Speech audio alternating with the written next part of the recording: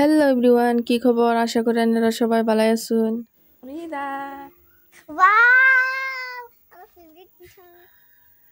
আজকে আমরা বানাইতেছি মাংস পিঠা। দেখুন আমরা কিভাবে করে মাংস পিঠা বানাই। মাংস আমরা কষায় নিতেছি, কষায় নিয়ে তারপরে গুঁড়া কুটা নেওয়া হবো। গুঁড়াটা ডেহির মধ্যে কুটা হইতেছে, ঠান্ডা ঠান্ডা পড়ছে, তাই ভাবলাম ডেহির মধ্যে গুঁড়া কুটা হোক। আপনারা এই পিঠাটা কি পিঠা বিলা কোন জানাবেন? আমরা তো মাংস পিঠা বিলা কই, আর আবার আগের জেনারেশনের মাসে এই পিঠাটা সংসার পিঠা বিলা কয়। কি জন্য যে সংসার পিঠা বিলা কয় জানি না, হয়তো সংসার এই পিঠাটা খাইয়া বেশি ভালো পাইতো, ওই জন্যই সাগে কয়। আবার এরকম আবার গ্রিন্ডারে কি করে, ডেহি গুঁড়া করতে করতে ডেহি ভাঙ্গে ফেলাইছি। তারপরে আবার যতটুকু আসার ওইটুকু আবার গ্রিন্ডারে গুঁড়া করা হইলো। তারপরে এই সাইডে আবার মাংস কষানো হয়ে গেছে, মাংসগুলো আবার পাটার মধ্যে ছেঁচানো হইতেছে। গ্রিন্ডারেও করা যায়, গ্রিন্ডারে করলে কি অত টেস্টটা ভালো পাওয়া যায় না, পাটার মধ্যে করলে যে টেস্টটা আহে। সেইসা নিয়ে তারপরে মাংসটা আবার অল্প পেঁয়াজ দিয়ে ভাইজা নিমো।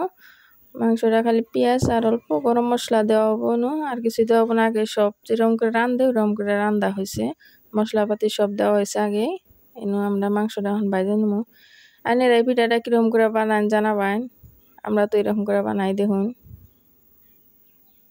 তারপর এই সাইডে মা কড়াইয়ের মধ্যে পানি গরম করে গুঁড়া দিয়ে আটা খুলে নিতেছে। আটা খোলা হইলে এটা রুটি বানায় ছোট ছোট করে কাটবো। ওই ছোট ছোট করে কাইটা দিলে এখন আমি পিঠা বানাবো। দেখুন এটা রাউন্ড করেও বানায়, কতজনে আবার ট্রায়াঙ্গেল শেপেও বানায়, কতজনে রাউন্ড করে বানায়। আমি এরকম করে বানাইতেছি, জলদি জলদি বানাই লিয়েলো, খান গেলি এলো আর কি।